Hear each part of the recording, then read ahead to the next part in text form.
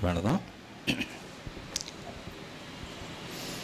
దయగలిగిన మా కన్న తండ్రి, ఘనమైన అతి శ్రేష్టమైన మీ నామమునకు స్తుతులు స్తోత్రాలు దేవ. మీ కుమారుని యొక్క సారూప్యంలోనికి తండ్రి మమ్మల్ని మార్చాలని, క్రీస్తు వలె పరిమళ వాసనగా ఉండడానికి యేసుక్రీస్తు రక్తము ద్వారా తండ్రి మా హృదయాలను పవిత్రపరిచి పరిశుద్ధపరిచి మిమ్మల్ని ఆత్మతో సత్యముతో ఆరాధించడానికి అర్హులుగా చేసిన విధానాన్ని బట్టి తండ్రి కృతజ్ఞతాస్తుతులు దేవ. మీ యొక్క కృపలో తండ్రి మమ్మల్ని అందరినీ దీవించండి, ఆశీర్వదించండి. నిలబడిన నా యందు ఏమీ లేదు కానీ తండ్రి మీ యొక్క పరిశుద్ధాత్మ సహాయాన్ని మెండుగా మాకు దయచేసి తండ్రి మాకు అవసరమైన ఆత్మీయ ఆహారాన్ని మీరే వడ్డించి అనుగ్రహించి మీరే మహిమ పొందమని తండ్రి. మీ యొక్క వాక్యములు తండ్రి అపార్థం చేసుకునక అర్థం చేసుకునేలాగన వాక్య ఖడ్గమును తండ్రి మాకు అనుగ్రహించండి దేవా. మీ వాక్యము మమ్మల్ని జీవింపచేసేది, మా యొక్క మార్గాలకు వెలుగుగా ఉండేది అని తెలియచేస్తున్నారు.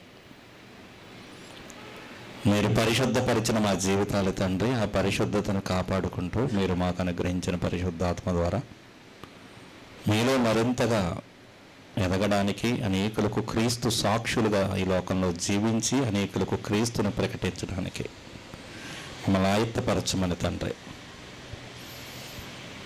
పరిశుద్ధత, యేసుక్రీస్తును విశ్వసించడం ద్వారా పరిశుద్ధత కలుగుతుందని విశ్వసిస్తున్నారు కానీ ఆ పరిశుద్ధతలో కొనసాగడం కష్టమేమో అని ఆలోచన చేస్తుంది క్రైస్తవ్యం. నా ఆజ్ఞలు భారమైనవి కాదు అని మీరు తెలియచేస్తున్నారు, కానీ యేసుక్రీస్తు బోధలు కానివ్వండి, ఆయన ఆజ్ఞలు కానివ్వండి భారమైనవి, ఇవి క్రైస్తవులుగా మన చేయలేనివి అని చాలామంది సాక్ష్యం పలుకుతున్నారు దేవా.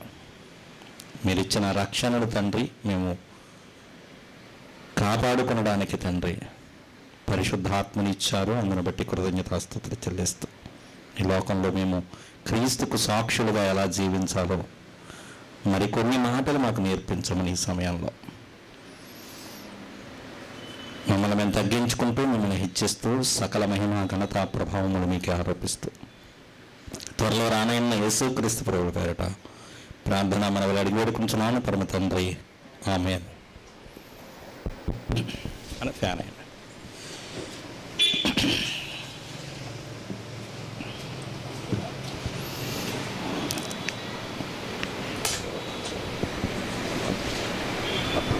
ఈ యొక్క సమయంలో లోకంలో అంటే క్రైస్తవ సమాజంలో అనేక రకమైన బోధలు నెలకొని ఉన్నాయని చెప్పక తప్పదు.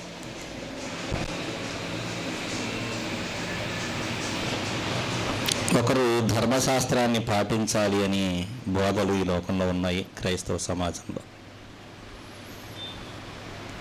క్రీస్తు వచ్చి 10 ఆజ్ఞలు గల ఆ పలకలను కొట్టివేశాడు అని చెప్పే బోధలు ఉన్నవి.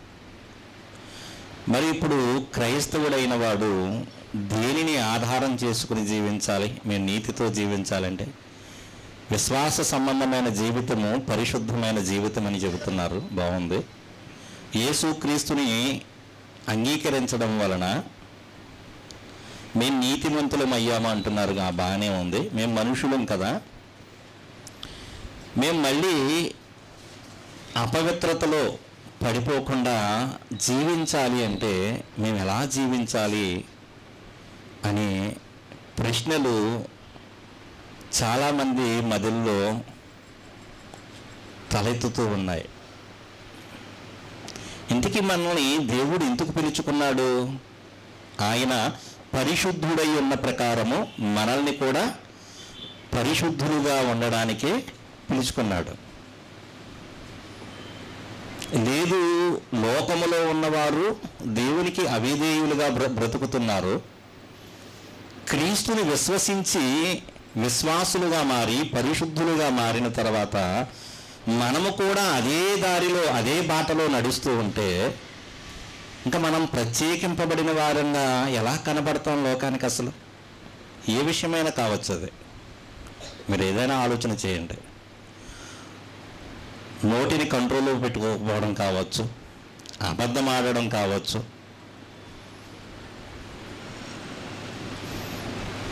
అది ఏదైనా శరీర మాలిన్యము అంటున్నాడు. ఎలా కాపాడుకోవాలి మళ్ళీ మేము అంటే, యేసుక్రీస్తు మమ్మల్ని పరిశుద్ధపరిచాడు, బాగుంది.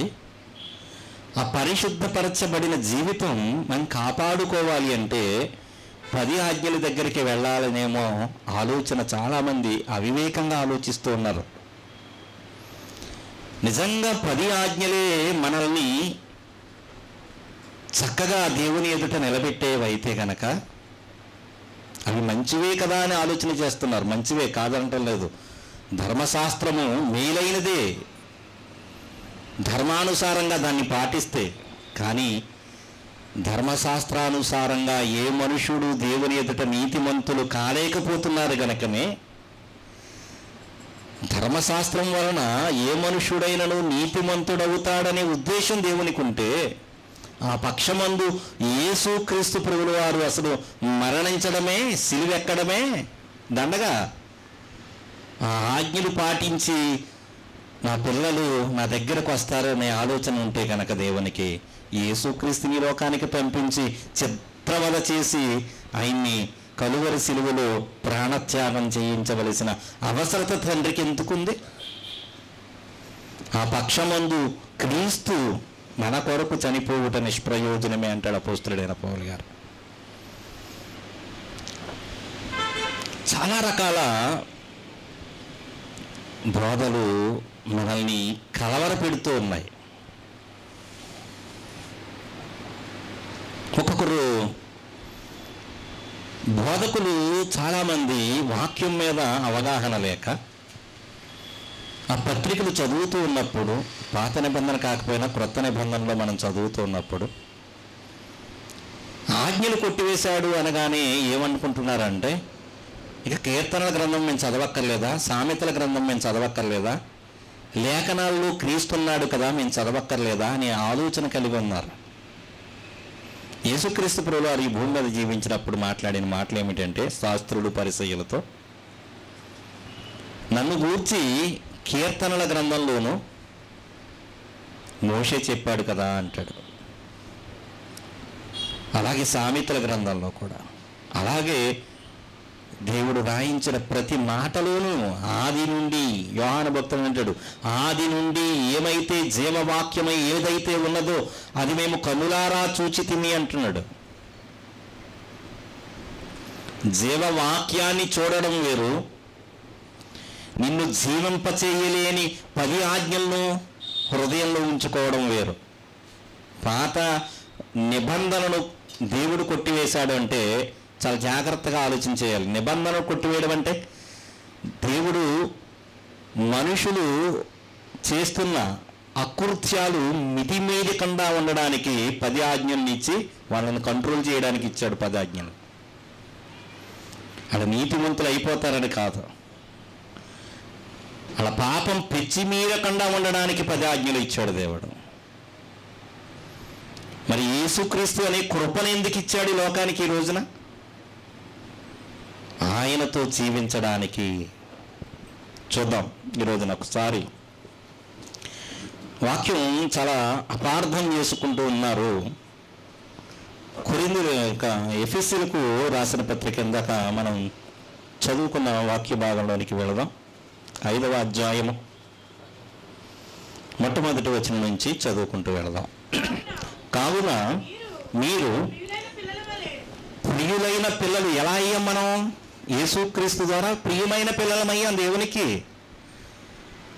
ఆజ్ఞల ద్వారా కాదు. 10 ఆజ్ఞలు పాటించి నేను దేవునికి కుమారుని అయ్యానన్న వాళ్ళ చేతులు ఎత్తండి ఎవరైనా ఉంటే ఇక్కడ. అంటే ధర్మశాస్త్రాన్ని పాటించి నేను నీతిమంతుడిని అయ్యాను దేవుని ఎదుట అనుకుంటే ఎవరైనా చేయొద్దండి. అలా వచ్చిన వాళ్ళం కాదు, మనం అందరం అన్యజనులు. అసలు ఈ ధర్మశాస్త్రం అనేది మనకివ్వబడింది కాదు, యూదులకు ఇవ్వబడింది. మనం ప్రియమైన పిల్లలం ఎలాగయ్యాము? ఒకప్పుడు ప్రియమైన పిల్లలు కాక అంటున్నాడు దేవుడు, దేవుని ప్రజలు కాక అంటున్నాడు. ఒకప్పుడు మనం దేవుని ప్రజలము కాదు, దేవుని లేని వారము, దేవుని ఎరగని వారము అయి ఉండి ఇప్పుడు దేవునికి ప్రియులం ఎలాగయ్యాము అనే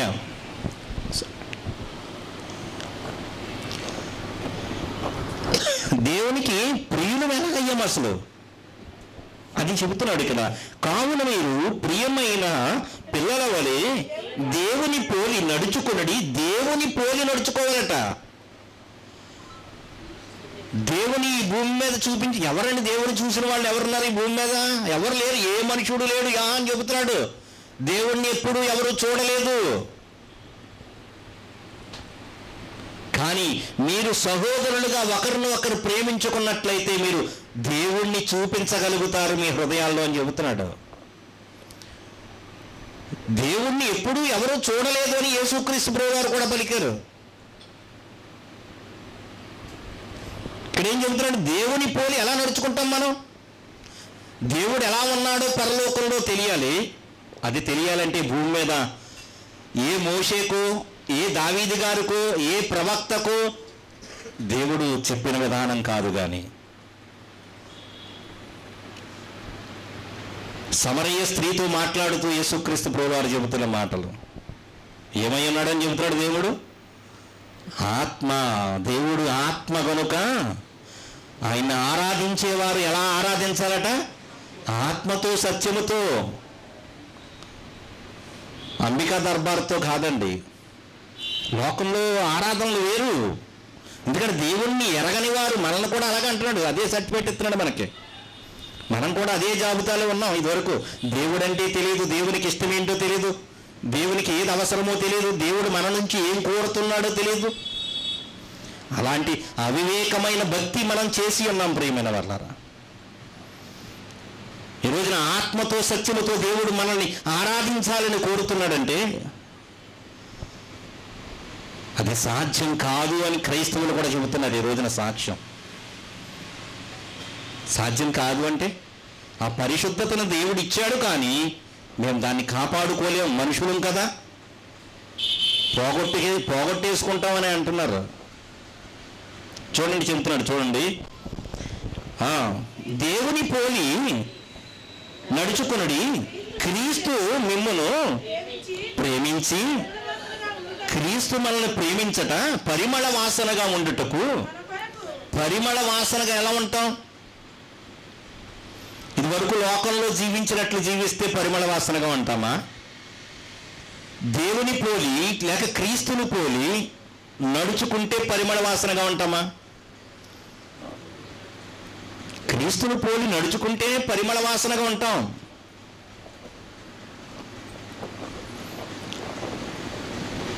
మనలో నుంచి ఇంకా ఏవేవో చెడ్డ ఆలోచనలు కానివ్వండి, చెడు వాసనలు కానివ్వండి, ఇంకా మనల్ని విడిచిపెట్టడం లేదా?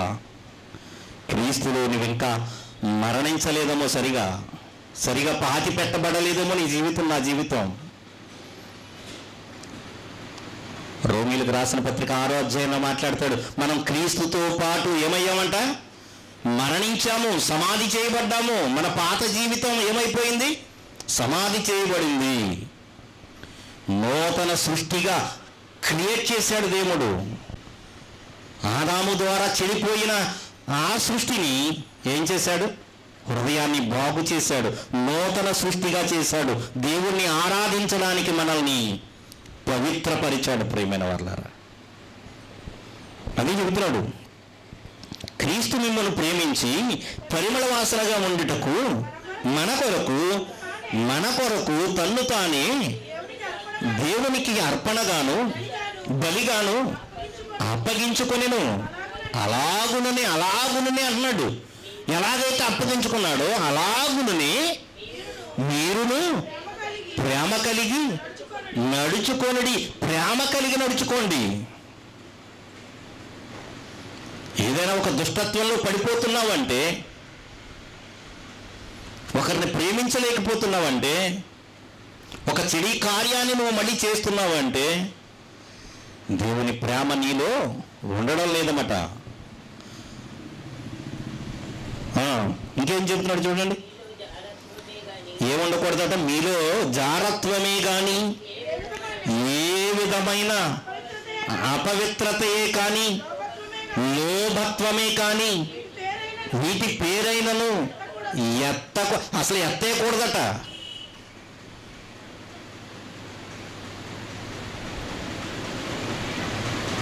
బైబిల్ ఏం చెబుతుంది? అపోస్తలుడైన పౌలు గారు మన కోసం పంపబడిన అపోస్తలుడైన, వేరే అపోస్తలుడు కాదు, సున్నతి లేని వారికి దేవుని గురించి పరిచయం చేయడానికి అపోస్తలుడైన పౌలు గారిని పంపించాడు దైవజనుడిగా. ఆయన మాటలు చాలా ప్రాముఖ్యమైనవి మన జీవితాలకు. అటు పేరే ఎత్తకూడదంటే వాటిలో జీవించిన మన రక్షణ పోదు అని చెబితే ఏమవుతుంది? చాలా ప్రమాదకరమైన పరిస్థితిలో ఉన్నాం మనం. వాటి పేరే ఎత్తకూడదు అంటున్నాడు. అసలు ఇదే పరిశుద్ధులకు తగినది. మీరు పరిశుద్ధంగా ఉండండి, చాలా జాగ్రత్తగా ఉండండి. మీరు ఒకప్పుడు అలా జీవించారు లోకంలో. మీకు కట్టడలు లేవు, మీకు నియమ నిబంధనలు లేవు, దేవుణ్ణి ఎలా ఆరాధించాలో తెలియదు మీకు, దేవుని స్వరూపమే ఎరుగరు మీరు. కానీ ఈ లోకానికి క్రీస్తు అనే జ్ఞానం పంపబడింది. ఆ జ్ఞానం ఈ లోకానికి ఎలా అనుగ్రహించాడండి దేవుడిని. ఇందాక తమ్ముడు ఒక వచనాన్ని చదివించాడు, రోమీలకు రాసిన పత్రిక 10వ అధ్యాయంలో. అది మాటలను చాలా జాగ్రత్తగా మనం ఆలోచిస్తేనే అర్థమవుతుంది వాక్యం. అపోస్తలుడైన పౌలు గారు యూదుల గురించి మాట్లాడుతున్నాడు. మాట చూడండి, రోమీలకు రాసిన పత్రిక 10వ అధ్యాయం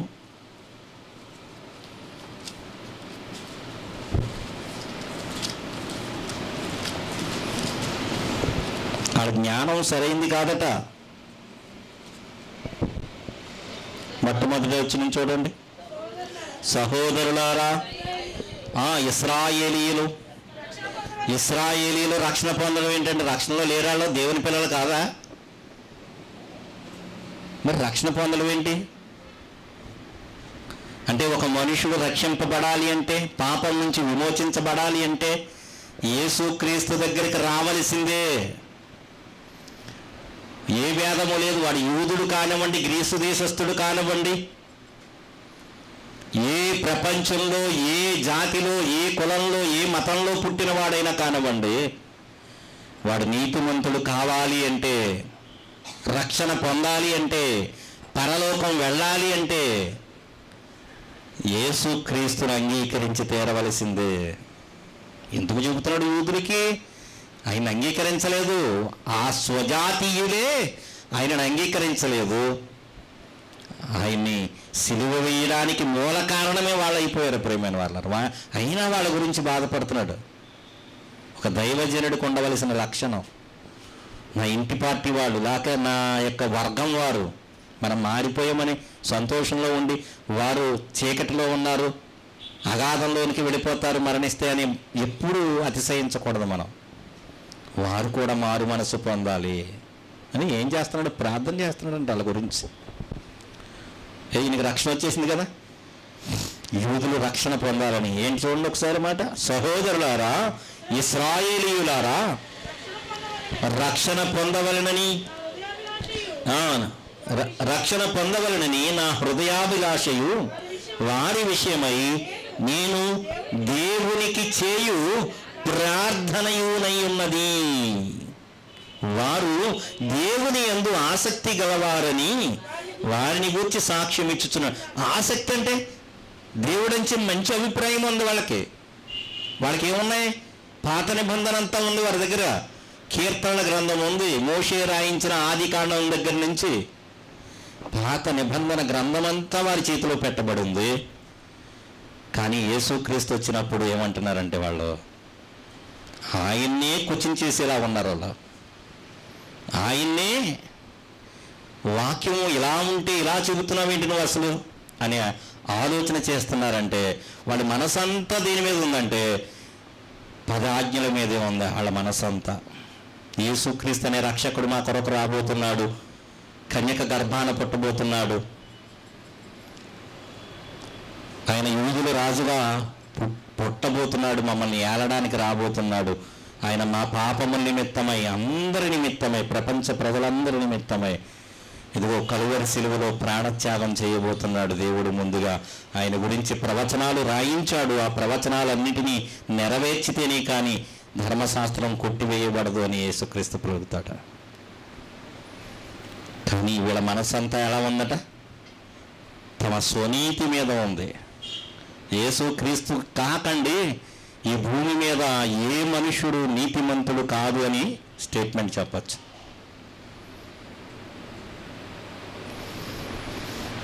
లోకంలో వ్యభిచారం చేయని వారు, దొంగతనం చేయని వారు, అబద్ధమాడని వారు, ఎవరిది ఆశించిన వారు ఎంతోమంది ఉంటారు. 1,00,000 మందిలో లేక 1,000, 10,000 మందిలో ఒక్కొక్కడు కనపడితే కనపడచ్చు. కానీ బైబిల్ స్టేట్మెంట్ ఏంటంటే అతను కూడా ఏమని చెబుతుంది? పాపే. ఎలా పాపి? ఒక మనిషిని ద్వారా లోకంలోనికి పాపం వచ్చింది, ఆ పాపం ద్వారా మరణం వచ్చింది, ఆ మరణం అందరినీ ఏలుతుంది. ఆ మరణం నుంచి వాడు కాపాడబడాలి అంటే యేసుక్రీస్తు అనే 2వ ఆదాము ఈ లోకానికి వచ్చాడు.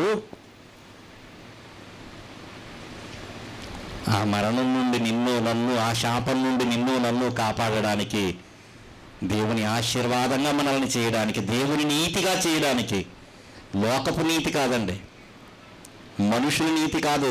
మనుషుల యొక్క నీతి దేవుని ఎదుట మురికి గుడ్డల వంటివి. దేవుని నీతిగా చేయబడాలని క్రీస్తును పంపించాడు ఈ లోకానికి. అందుకని దేవుని పోలి, ఇందాక ఎఫెసీ పత్రికలో చదువుకున్నప్పుడు ఏమన్నాడు? దేవుని పోలి నడుచుకోండి. పోలి అంటే పోలిక. మనమందరం సంఘాల్లో ఎవరిని చూసుకుంటాం? మనకంట పెద్దగా ఫాస్ట్గా ఎవరైనా బాగా వాక్యం చెప్తున్నాయని చూసి వాళ్ళలాగా జీవిస్తే బాగుంటుంది అనుకుంటాం. కానీ దేవుడే ఏ పోలికలో మనల్ని చూడాలనుకుంటున్నాడు అంటే దేవుని పోలికలో చూడాలనుకుంటున్నాడు. దేవుని పోలిక ఈ భూమి మీద వెతికితే ఎవరిలో కనబడుతుందండి? యేసుక్రీస్తు ప్రభువారిలో.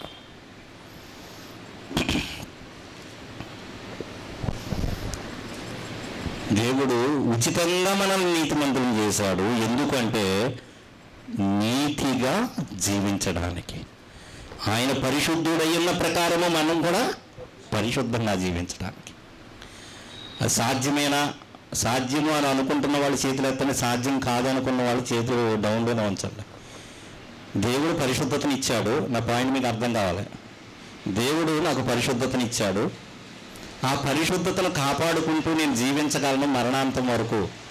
దేవుడు నన్ను కాపాడతాడు అట్టి జీవితాన్ని అని అనుకున్న వాళ్ళు చేయొద్దండి ఒకసారి.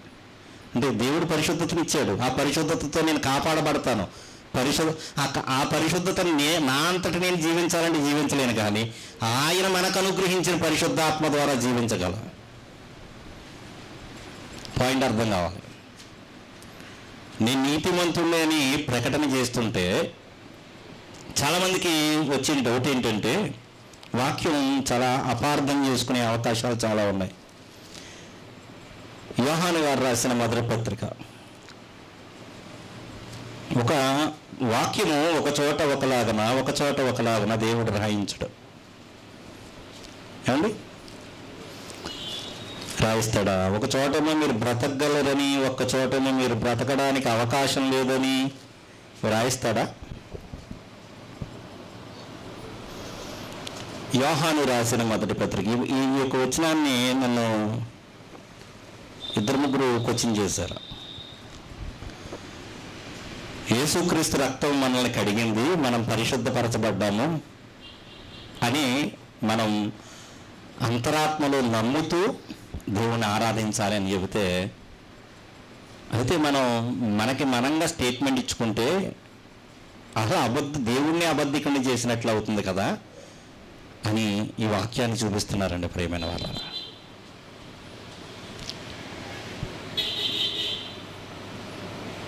ఏడవ వచనం మనం చదవండి.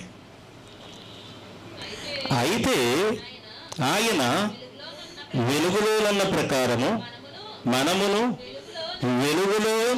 వెలుగులో నడిచిన ఎడల మనము అన్యోన్య సహవాసము గలవారమై ఉందుము.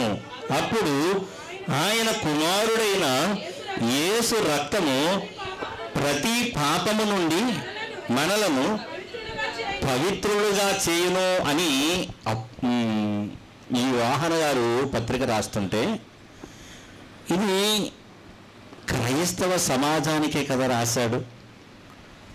ఎవడైనా నేను నీతిమంతుడని చెప్పుకుంటే, ఇంకా కిందకి చదవండి, వచ్చిన వస్తుంది చూడండి.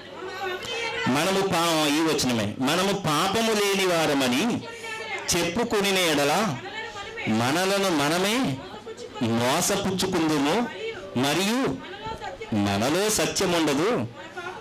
మన పాపములను మనము ఒప్పుకుని ఎడల ఆయన నమ్మదగిన వాడును నీతిమంతుడును గనుక ఆయన మన పాపములను క్షమించి సమస్త దుర్నీతి నుండి మనలను పవిత్రులుగా చేయును అని ఎవరికి రాస్తున్నాడు ఈ పత్రిక అంటే, యూదులకే రాస్తున్నాడు.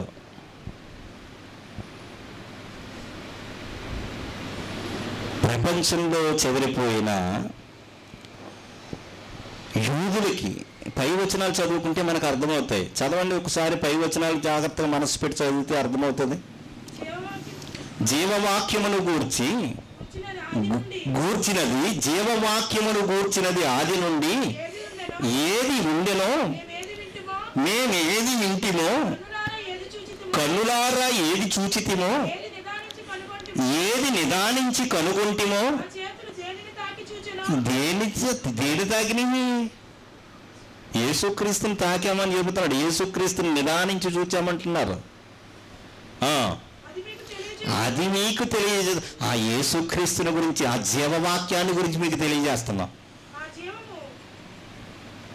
ఇది సంఘంలో పరిశుద్ధపరచబడిన వారికి రాస్తున్న వాక్యం కాదు. ఇంకా కిందకి వెళితే మనకు అర్థమవుతుంది. ఆ జీవము ప్రత్యక్షమాయను, తండ్రి యొద్ద ఉండి మాకు ప్రత్యక్షమాయను. ఆ నిత్య జీవమును చూచి ఆ జీవమును గూర్చి సాక్ష్యమిచ్చుచు దానిని మీకు తెలియపరుచుతున్నాం. ఇదేంటి, యేసుక్రీస్తు సంఘానికి యేసుక్రీస్తు తెలదా? యేసుక్రీస్తు రక్తంలో కడగబడిన వాడికి చెబుతున్నాడు ఆ వాక్యం. ఇంకా కిందకి వెళితే అర్థమవుతుంది. చూడండి, మాతో కూడా మీకును అంటే ఏ సహవాసంలో లేరు? యేసుక్రీస్తు సహవాసంలో ఉన్నవారు కాదు. అంటే క్రీస్తు రక్తములో కడగబడి సంఘముగా చేయబడిన వారు కాదు. లేక లోకములో దేవుడంటే ఎరిగిన వారే యూదులు, అప్పుడే సంఘంలోకి వచ్చిన వారు కావచ్చు.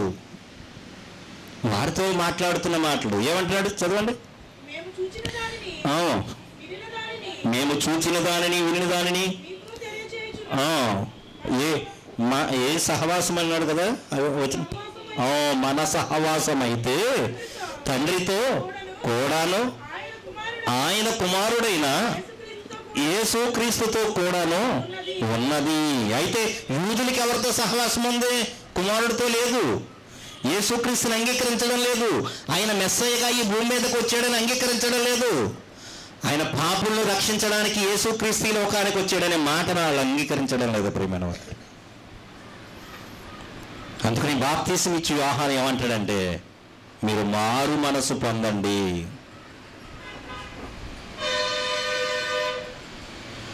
చెట్ల వేర్న గొడ్డలి నాటబడి ఉంది. మీరు మారు మనస్సు పొందకపోతే, మీ నీతి మీద మీరు ఆధారపడి జీవిస్తే, 10 ఆజ్ఞలు మీకు ఉన్నాయని మీరు అనుకుంటే కనుక, నేను వ్యభిచరించడం లేదు, దొంగతనం చేయడం లేదు, నేను నరహత్య చేయడం లేదు అని మీ నీతి మీద మీ జీవితాన్ని మీరు కట్టుకుంటే, మీరు నరకానికి వెళ్ళిపోవలసిన వారుగా ఉన్నారు. ఇదిగో యేసుక్రీస్తు అనే రక్షకుడు ఆది నుండి దేవుడు ఏదైతే జీవవాక్యాన్ని రాయించాడో, జీవవాక్యం అంటే యేసుక్రీస్తుని గురించి ఏమైతే రాయించాడో ఆయన ప్రత్యక్షమయ్యాడు. ఆయన మా కన్నులారా మేము చూచితిమి, ఆయన్ని తాకితిమి, నిదానించి కనుగొంటిమి. ఆయన మెస్సయ్యనా కాదా? ఆయన రక్షకుడైనా కాదా అని నిదానించి కనుగొంటిమి. మాతో మీకు సహవాసం కలగాలంటే, ఇదిగో మేము నీతిమంతులమని మీరు చెప్పుకుంటే, మీరు తండ్రిని అబద్ధికుడిగా చేసిన వారు అవుతారు. ఎందుకంటే ధర్మశాస్త్రం వలన ఏ మనుష్యుడు నీతిమంతుడు అవ్వడని దేవుడు సాక్ష్యం ఇస్తుంటే, మాకు యేసుక్రీస్తుకు వేరుగా మేము నీతిమంతులమనే సాక్ష్యాన్ని మీరు చెబితే కనుక దేవుణ్ణి మీరు అబద్ధికుడిని చేసిన వారు అవుతారు.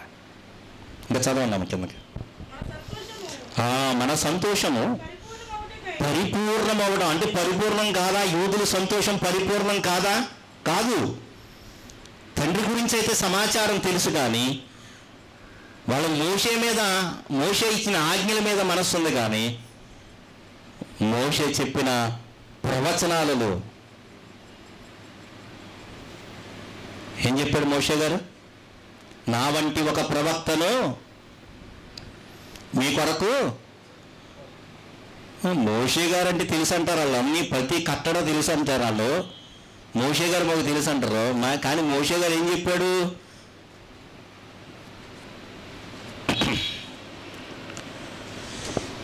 అపోస్తలుల కార్యముల గ్రంథం 3వ అధ్యాయము.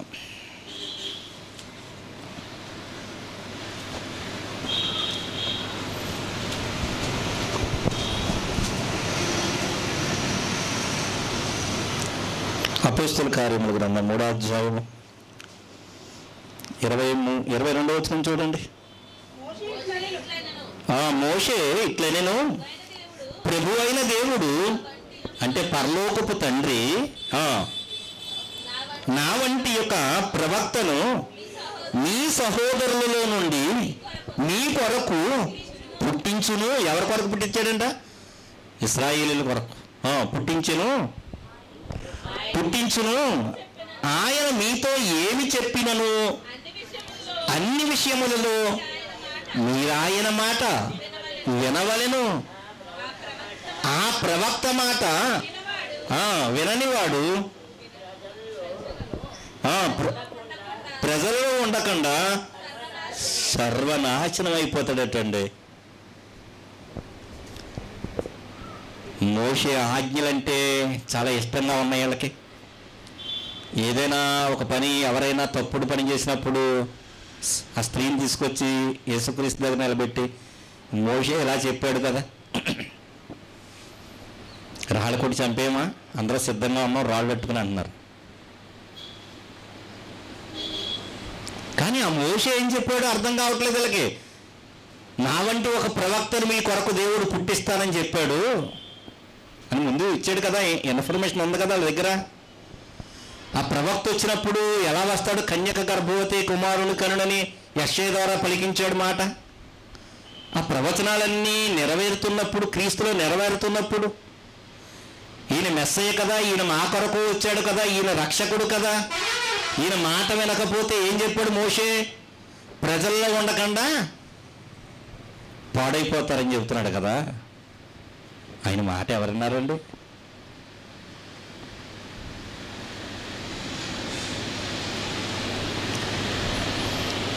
యోహాను మొదటి పత్రిక, ఇక్కడికి వచ్చేద్దాం. చాలా చాలా చాలా చాలా చాలా బోధలు నడుస్తున్నాయి. యేసుక్రీస్తుని నమ్ముకుంటే చాలదు, మనం పరిశుద్ధమైన జీవితాన్ని గడపాలి అంటే ఈ లోకంలో జీవించాలంటే మళ్ళీ ధర్మశాస్త్రం దగ్గరికి రావాలి. 10 ఆజ్ఞలు మంచివే కదా అని ఆలోచించేస్తున్నారు. పాత నిబంధనలో మొట్టమొదటి రాజు, ఇశ్రాయేలీయుల రాజు ఎవరండి? మొట్టమొదటి రాజు ఇశ్రాయేలీయులకి ఎవరు? సౌలు. ఒక చిన్న తప్పు చేశాడు, ప్రజలు చెప్తున్నారు కదా అని చెప్పేసి ఏం చేశాడంటే బలిసినట్లన్నిటిని తీసుకొచ్చాడట. మంచిదే కదా అనుకున్నాడు. నీ మంచితనం ఎవరికి కావాలి? నీ మంచి ఆలోచన ఎవరికి కావాలి? బలిసిన వాటిని తీసుకొచ్చాడట, కట్టేశాడు దొడ్లో. ప్రవక్తను పంపించినప్పుడు నేను చెప్పాలి కదా, ఏం చెప్పాలి? అయ్యా నేను పొరపాటు చేశాను అని చెప్పాలి కదా. మొహమాటానికి క్రింద కూర్చున్న వాళ్ళు ఏమనుకుంటారు వాక్యం చెప్పేటప్పుడు అనుకుంటే, నేను మనుషులను సంతోషపెట్టువాడనైతే ఎప్పటికీ క్రీస్తుకు దాసుడును కాను అంటున్నాడు. మనుషులను సంతోషపెట్టే బోధ కాదు. వారి హృదయాలకు గాయమైన వారు దేవునికి దగ్గర అవ్వాలి. మంచిదే కదా అంటే మంచిదే, వ్యభిచారం చేయొద్దనే ఆజ్ఞ మంచిదే, కానీ యేసుక్రీస్తు చెప్పిన మాట మరీ మంచిది. ఆ పాపపు ఆలోచనే రాకుండా ఎలా జీవించాలో చెబుతానంటున్నాడు ఆయన. ఒక స్త్రీని వ్యామోహపు చూపు చూస్తేనే వ్యభిచారం, మీరు రెండు శరీరాలు కలిస్తే వ్యభిచారం అనుకుంటున్నారు మీరు ఇశ్రాయేలు ప్రజలు. నేడు సమాజం కూడా, క్రైస్తవ సమాజం కూడా అది ఆలోచన చేస్తుంది.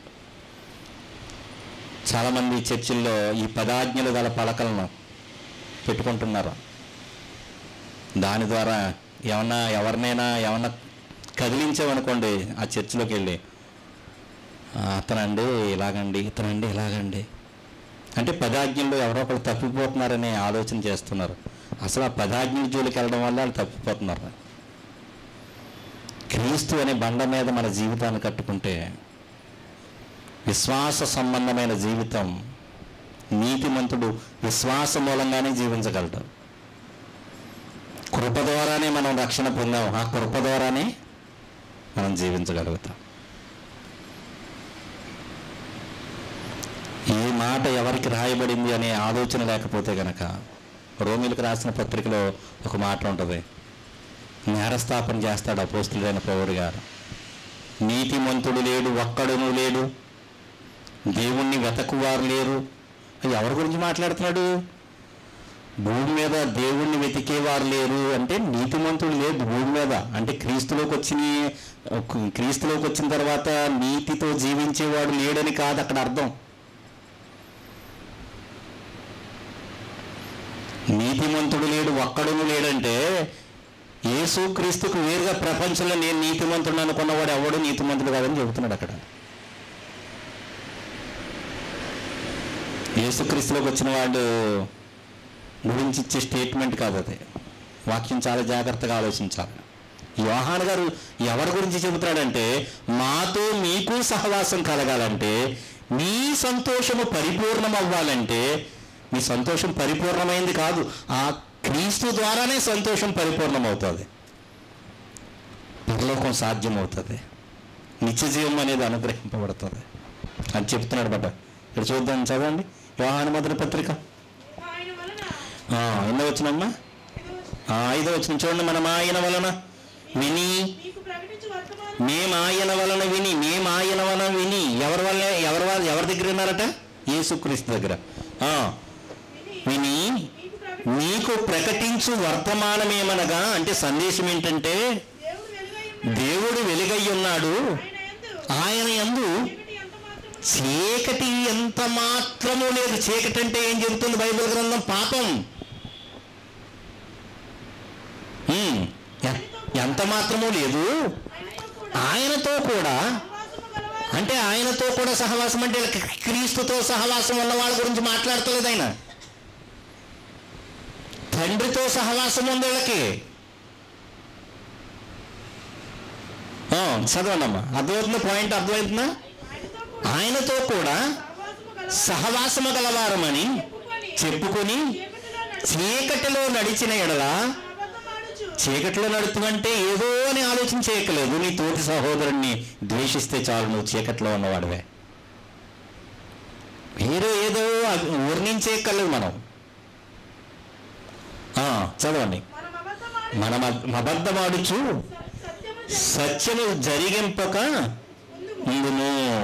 అయితే ఆయన వెలుగులోనున్న ప్రకారము మనమును వెలుగులో నడిచిన ఎడల మనము అన్యోన్య సహవాసము గలవారమై, మనం అన్యోన్య సహవాసం కలగాలంటే మీరు వెలుగులో నడవాలి. వెలుగు సంబంధాలు ఎప్పుడు అవుతారు? వీళ్ళు దేవుడు వెలుగే, ఆ సత్యం వాళ్ళకి తెలుసు, కానీ దేవుడి సంబంధాలు అనుకుంటున్నారు. కానీ దేవుడు పంపించిన వెలుగును, క్రీస్తు ఈ లోకానికి వెలుగుగా వచ్చాడు, ఆ వెలుగుని ఏం చేస్తున్నారు? వీళ్ళు తృణీకరిస్తున్నారు. ఆ వెలుగుని మీరు అంగీకరిస్తే మనం అన్యోన్య సహవాసం గలవారం అవుతాము. ఇంకా చదవండి. అప్పుడు ఆయన కుమారుడైన యేసు రక్తము ప్రతి పాపము నుండి, అంటే ఈ ఎవడో యూదుడు ఎవరు ఇప్పుడు దేవుని ఎదుట ధర్మశాస్త్రం ఉన్నవాడు ఎవడు అంటే మోషేను ఫాలో అవుతున్న వాళ్ళందరూ ఎవరు దేవుని దృష్టిలో? ఎవరు? నీతిమంతులు కాదు వారు, పాపంలో ఉన్నవారు వాళ్ళు. ప్రతి పాపము నుండి మనలను పవిత్రులుగా చేస్తుంది. మిమ్మల్ని పవిత్రపరిచేది ఏంటో తెలుసా? యేసుక్రీస్తు రక్తం. బలులు కాదు మీరు ఆశ్రయించవలసింది. మీ సంతోషం పరిపూర్ణం అవ్వాలంటే నిజమైన వెలుగు దగ్గరికి రావాలి.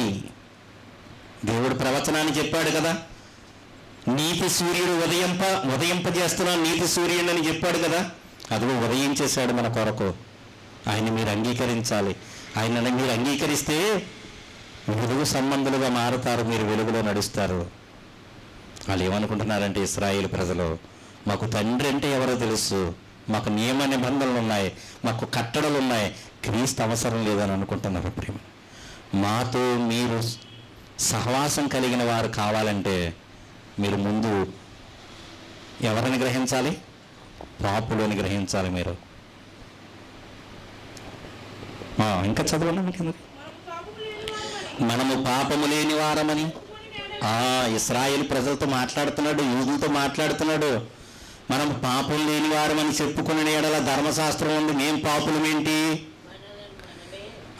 మనల్ని మనమే మోసపుచ్చుకుందుము, మరియు మనలో సత్యమైతే ఉండదు.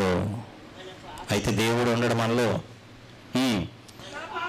మన పాపములను మనం ఆయన దగ్గర ఒప్పుకుని, మనం ఒప్పుకుంటే ఆయన నమ్మదగిన వాడు, నీతిమంతుడునై ఉన్నాడు. ఆయన మన పాపములకు క్షమించి సమస్త దుర్నీతి నుండి మనలను పవిత్రులుగా చేయును. మనము పాపము చేయలేదని చెప్పుకుని నీడలా ఆయనను అబద్ధికులుగా చేస్తారయ్యా అని చెబుతున్నాడు. యూదులతో మాట్లాడుతున్నాడు ఈ మాటలు. ఆ వాళ్ళతో సహవాసం ఉన్న వాళ్ళతో మాట్లాడుతున్నది, క్రీస్తు రక్తంలో కడగబడిన వారితో మాట్లాడడం లేదు ఆ మాటలు. ఒకవేళ నిజంగా ఈ వాక్యాన్ని మనం యోహాను గారు క్రీస్తు రక్తంలో కడగబడిన వారి గురించే మాట్లాడితే, మేము నీతిమంతులమని సాక్ష్యం మీరు చెబితే గనక మీరు దేవుడిని అబద్ధికుడు చేస్తారని వాక్యం కరెక్ట్ అని అనుకుంటే గనక కొరింథీయులకు రాసిన మొదటి పత్రిక 10వ అధ్యాయం అపోస్తలుడైన పౌలు గారు ఒక స్టేట్మెంట్ ఇస్తున్నాడు. ఆ స్టేట్మెంట్ని కూడా మనం కొట్టేయాలి. కొరింథీయులకు రాసిన మొదటి పత్రిక 11వ అధ్యాయం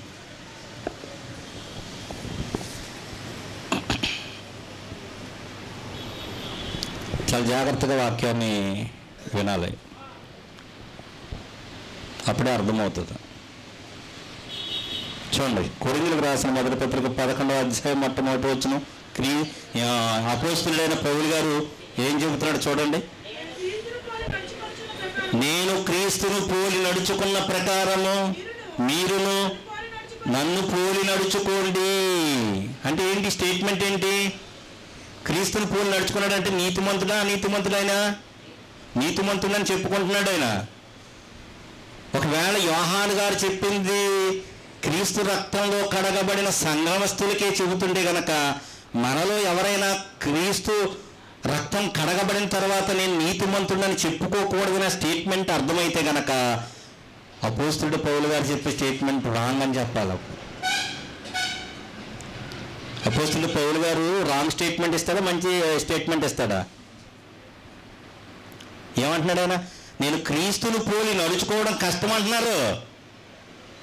క్రైస్తవులైన తర్వాత క్రీస్తును పోలి నడుచుకోవడం కష్టం, నీతిమంతులుగా జీవించడం కష్టం. అలాగే చెబుతుంది వాక్యం. వెలుగు సంబంధులు ఎప్పటికీ చీకటి కార్యాలు చేయరు అని దేవుడు ఒక వాక్యం చెప్తుంది. చూడండి, నేను క్రీస్తును పోలి నడుచుకున్న ప్రకారము మీరును పోలే. నేనైతే దేవుడు ఏర్పరచుకున్నాడు, ప్రత్యేకించబడుచుకున్నాడు తల్లి గర్భంలో ఉండగానే. యేసుక్రీస్తు నాకు కనపడ్డాడు వెలుగుగా, కాబట్టి నాకే క్రీస్తులాగా నడవడం సాధ్యమైంది అని ఏమన్నా ఆ పుల్ స్టాప్ పెట్టేశాడా? పెట్టలేదు కదా. మీరు కూడా ఏమన్నాడు? మీరు కూడా నడుచుకోండి అని చెబుతున్నాడా? మీకు నడవడం అసాధ్యమని చెబుతున్నాడా? అంటే నీతిగా జీవించడం సాధ్యమే, అసాధ్యమైంది ఏం కాదు అది. అలాగైతే అపోస్తలుడైన పౌలు గారు చెప్తాడు, మీరు యథార్థవంతులుగా క్రీస్తు పోలికగా నడుచుకోవాలంటే మీకు కష్టం అబ్బాయి, నడుచుకోలేరని చెప్తాడు. ఎఫెసీ పత్రికలో కూడా 4వ అధ్యాయంలో అదే మాట్లాడతారు కదండి. పరిశుద్ధులు పరిపూర్ణులు అవ్వాలని, క్రీస్తు శరీరం క్షేమాభివృద్ధి చెందాలని దేవుడు కోరుకుంటున్నాడంటే. మనం నీతిమంతులం అయితే గొప్పతనం కాదు, కానీ ఆ నీతిమంతుడు ఏమవ్వాలంట? క్రీస్తు పోలికలోనికి మారాలి. పరిమళ వాసనగా మనలోంచి ఏ వాసన రావాలి? క్రీస్తు వాసన రావాలి మనలో నుంచి.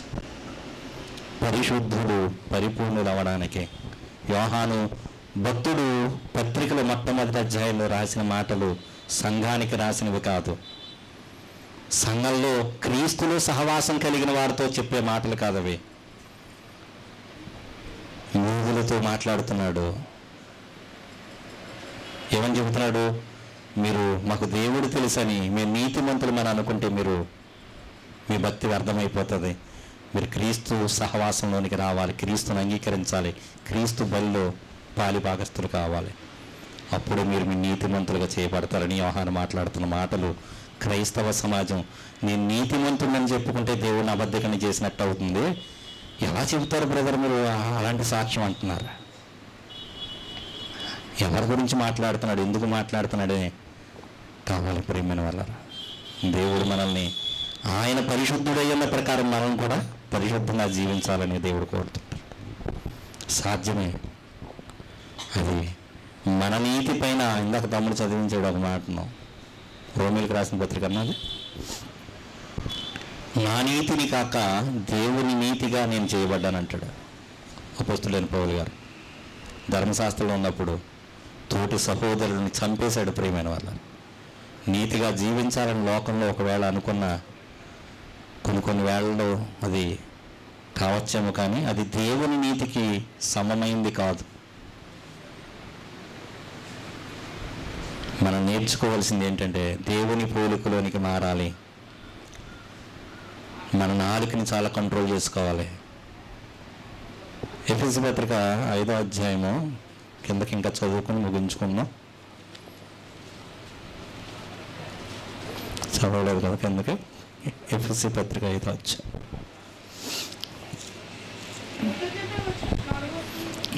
చదవన్నాం. కృతజ్ఞతావచనమే మీరు ఉచ్చరింపవలెను, కానీ బూతులైనను పోకిరి మాటలైనను సరసోక్తులైనను ఉచ్చరింపకూడదు. అసలు నోటంబడి రాకూడదంట. ఇవి మీకు తగవు. వ్యభిచారి అయినను అపవిత్రులైనను విగ్రహారాధికుడైనను లోబి అయినను క్రీస్తు యొక్కయు దేవుని యొక్కయు క్రీస్తు యొక్కయు దేవుని యొక్కయు రాజ్యమునకు హక్కుదారుడు కాదట. ఇలాంటి విషయాల్లో మీరు పాలిభాగస్తులయ్యి ఉంటే కనుక దేవుని రాజ్యంలో మీరు ఉండే అవకాశం లేదంటున్నాడు. హక్కుదారులు కాదు అంటున్నాడు. హక్కుదారులు కాదు అని ఇక్కడ చెబుతున్నాడు. కానీ మీ మరణ దినం వరకు మీకు అనుగ్రహించబడిన పరిశుద్ధాత్ముడు మీలోనే ఉంటాడని ఇదే ఎఫెసీ పత్రికలో మాట్లాడుతున్నాడు. అంటే మనం లోకంలో కలిసిపోతే కనుక మనలో ఉన్న పరిశుద్ధాత్ముడు వెళ్ళిపోవడమో కానీ మనం పరలోకం వెళ్ళడానికి అవకాశం తప్పిపోతాం. పరిశుద్ధాత్ముడు ఎందుకుంటున్నాడు మనం మరణదినం వరకు అంటే, లోకంలో కలిసిపోయినప్పుడు మళ్ళీ సంఘంలో చేరమని, మళ్ళీ మారు మనసు పొందమని మనల్ని బతిమాలుకుంటూ ఉంటాడు ఆయన. ఎందుకంటే దేవుని ప్రేమ అలాంటిది కనుక. తప్పిపోయిన కుమారుడు లోకంలో ఉన్నప్పుడు వెళ్ళాడా? తండ్రి నెతుక్కుంటూ వెళ్ళాడా? పందులు పొడి తింటానికి సిద్ధపడినప్పుడు తండ్రికి తెలుస్తుంది కదా, తండ్రి వెళ్ళిపోయాడా? ప్రేమ లేదనా అక్కడ అర్థం కాదు. మారు మనసు పొందాలి వాడు. తప్పిపోయిన కుమారుడు ఏం చేయాలి? మారు మనసు పొందాలి, విశ్వాస గృహానికి రావాలి. వస్తే ముద్దు పెట్టుకుంటాడు, ఉంగరం పెడతాడు, వస్త్రం ఇస్తాడు, అన్నీ ఇస్తాడు. నేను లోకంలోనే జీవిస్తూ నేను దేవుని కుమారుణ్ణి అని ప్రకటించుకుంటే అది దేవుని వాక్యానికే విరుద్ధమవుతుంది. కనుక మనల్ని పరిశుద్ధంగా జీవించడానికి, పరిశుద్ధులుగా ఉండడానికి మనల్ని పిలుచుకున్నాడు. క్రీస్తు యొక్క రాజ్యములోని, దేవుని రాజ్యంలోని మనం వారసులం అవ్వాలంటే మన నోటి వెంబడి కపటమైన ఏ వేషధారణ అయినా మనలో ఉండకూడదు. చాలా జాగ్రత్త కలిగే మనం జీవించాలి. కనుక దేవుని ఒక వాక్యం రక్షణ అనగానే ఇదిగో పరిశుద్ధాత్ముడు మనం మరణదినం వరకు విడిచిపెట్టడు కదా అని మనం చీకటి కార్యాలు చేస్తూ ఉంటే ఆయన మనలో ఉండి బాధపడుతూ ఉంటాడు. ఆఖరికి క్షణం వరకు దేవుడు అవకాశాన్ని ఇస్తూ ఉంటాడు. మనం మారు మనసు పొందాలని, విశ్వాస గృహానికి చేరాలని, పశ్చాత్తాపడాలని. యోహాను భక్తుడు మొదటి అధ్యాయంలో మాట్లాడుతున్న మాటలు ఏంటంటే, క్రీస్తు సహవాసంలో ఉన్న వారితో మాట్లాడుతున్న మాటలు కదయ్యి, యూదులతో మాట్లాడుతున్న మాటలు. దేవుడు అంటే తెలుసు వారికి. మేము నీతిమంతులు, మాకు మేంగా మీరు నీతిమంతులు అనుకుంటే మీరు నష్టపోతారా నాన్న అని చెబుతున్నాడు. కనుక క్రీస్తుకు వేరుగా ఎవరు ఈ లోకంలో నీతిమంతులు లేరు. క్రీస్తులోకి వచ్చిన నీతిమంతుడు ఎలా జీవించాలో దైవ గ్రంథం తెలియజేస్తుంది. ఎందరైతే ఆయన ఆత్మ ద్వారా జీవిస్తారో వారు దేవుని పిల్లలుగా పిలువబడతారు.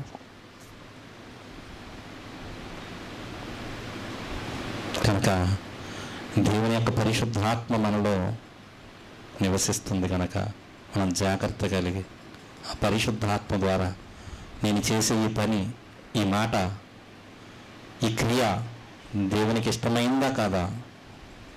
ఇది చదివించిన మాటలోనే ఉంది. ఇందాక వచ్చిన చూడండి, పేజీ తెరవండి.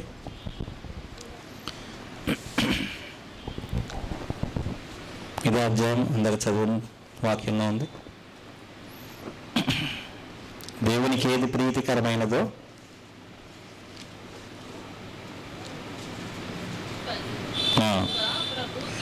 ప్రభువుకి ఏది ప్రీతికరమైనదో దాన్ని పరీక్షించుచు వెలుగు సంబంధుల వలె, అంటే క్రీస్తు వెలుగు సంబంధుల వలె నడుచుకోండి. అలా నడుచుకోండి మీరు లోకంలో.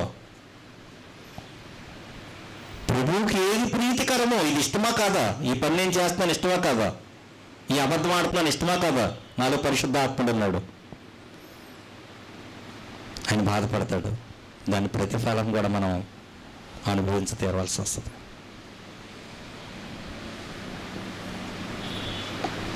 ఇందాక తమ్ముడు చెప్పినట్టు నీతిమంతుడు 7 మార్లు పడినను లెగిస్తాడట, నిలబడతాడు. అయితే పడినప్పుడల్లా ఏమవుతుంది? కాలు జారి పడినప్పుడల్లా ఏమవుతుంది? దెబ్బ తగులుతుందా? ఆ గాయం మానటానికి కొంత సమయం పడుద్దా? పడడానికి ఎవరైనా ఇష్టపడతారా? ముసలోళ్ళు ఉన్నారండి, ఓపిక లేని వాళ్ళు ఏం చేస్తారు? పడిపోతాం కదా, పర్లేదులే చచ్చిపోయేవాళ్ళమే అని చెప్పేసి ఏమీ ఆధారం లేకుండా నడిచేస్తారా? నడవరు. స్టిక్, ఊతకర్ర వాళ్ళకి కావాలి. ఏం చేస్తారు? దాని మీద ఆనుకుని జాగ్రత్తగా నడుస్తారు. పడిపోయే అవకాశం ఉందని మనకు తెలుసు, కానీ అలా పడిపోకుండా ఎలా జీవించాలో కూడా దేవుడు నేర్పిస్తాడు.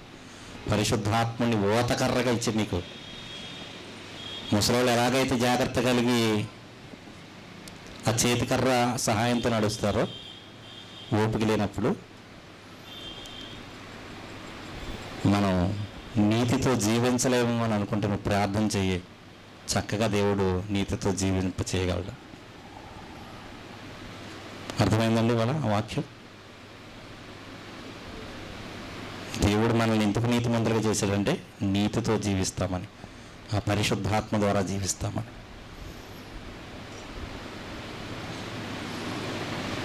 మరిన్ని విషయాలు, మరిన్ని సంగతులు దేవుడు మన సంఘానికి ఆ పరిశుద్ధాత్మ ద్వారా రానున్న రోజుల్లో అనుగ్రహించునుగాక. ఆమేన్. చిన్న ప్రార్థన చేసుకుందాం. ప్రభు బలారాధనలోనికి వెళదాం. దయగలిగిన మా కన్న తండ్రి, ఘనమైన అతి శ్రేష్టమైన మీ నామమునకు స్తుతులు స్తోత్రాలు ద్వారా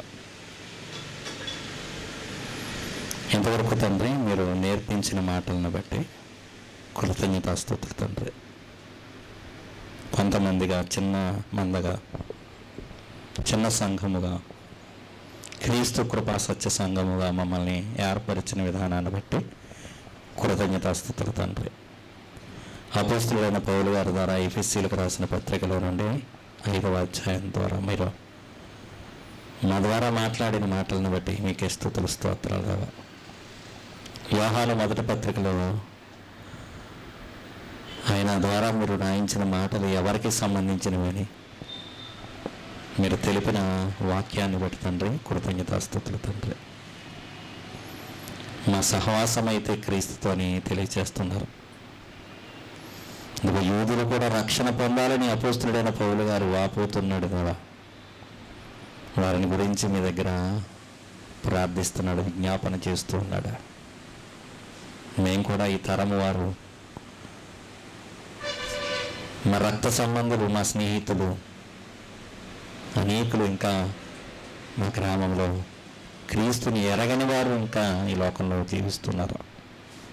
వారందరి కొరకు మేము ఎలా జీవించాలో, క్రీస్తుని ఎలా ప్రకటించాలో మాకు మరిన్ని రానున్న రోజుల్లో మరింత మాకు వాక్యాన్ని నేర్పించండి. మా జీవితాలు ఇదిగో సజీవ యాగముగా మా శరీరాలను మీకు సమర్పించుకోవాలని మీరు కోరుతున్నారు. అలా అందరిని బట్టి కృతజ్ఞతాస్తుతులు చెల్లిస్తూ ఇంకా జరగనైన కార్యక్రమంలో తోడుగా నడిపించమని ఉన్న వాక్యము తండ్రి దుష్టుడు ఎత్తుకుపోకుండానట్లుగా మీ కృప ద్వారా తండ్రి మమ్మల్ని స్థిరపరిచి బలపరిచి మీరే మహిమ పొందమని మమ్మల్ని మేము తగ్గించుకుంటూ మమ్మల్ని హెచ్చిస్తూ సకల మహిమ ఘనత ప్రభావములు మీకే ఆరోపిస్తూ త్వరలో రానైన యేసుక్రీస్తు ప్రభువు పేరట ప్రార్థన మనవి అడిగి వేడుకుంటున్నాను పరమ తండ్రి. ఆమేన్. మన మధ్యలో ఉన్న సహోదరులు వచ్చి వాళ్ళ